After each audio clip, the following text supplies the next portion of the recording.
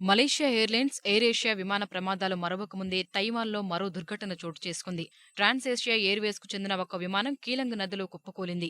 కిందకు పడే ముందు విమానం రోడ్డు వంతెనపై నుంచి వెళ్తున్న ఒక టాక్సీని ఢీకొట్టి అనంతరం నదిలో పడిపోయింది. ఈ దృశ్యాలను వంతెనపై నుంచి వెళ్తున్న ఒక వాహనంలోని కెమెరా బంధించింది.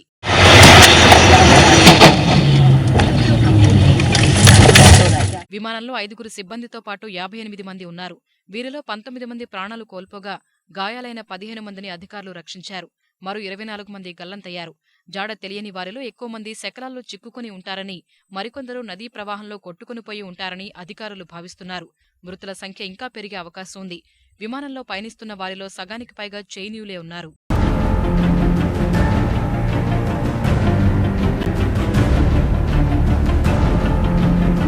స్థానిక కాలమానం ప్రకారం ఉదయం 11:35 ఉత్తర తైపీలోని సాంగ్షాన్ విమానాశ్రయం నుంచి బయలుదేరిన విమానం కిన్మెన్ ద్వీపానికి చేరుకోవాల్సి ఉంది.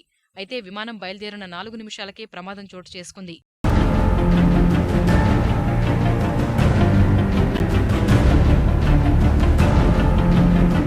విమాన ప్రమాద సమాచారం అందుకున్న వెంటనే సహాయక బృందాలను తైవాన్ ప్రభుత్వం రంగంలోకి దింపింది. శకలాల్ని తొలగించి విమానంలో కొందరిని సహాయక సిబ్బంది కాపాడగలిగారు. ప్రమాద కారణాలను తెలుసుకునేందుకు కీలకమైన బ్లాక్ బాక్స్ను అధికారులు వెలికితీశారు. వాతావరణం బాగానే ఉందని వెల్లడించిన అధికారులు విమానం ఎందుకు కూలిందో చెప్పలేకపోతున్నారు. ఇంజిన్లో మంటలు వచ్చాయని విమానం కుప్పకూలే ముందు ఏటీసీకి పైలట్ సమాచారం ఇచ్చినట్లు తెలుస్తోంది. ఈ ప్రమాదంపై స్పందించిన ఎయిర్లైన్స్ సిబ్బంది మీడియా సమావేశం ఏర్పాటు చేసి క్షమాపణ కోరారు.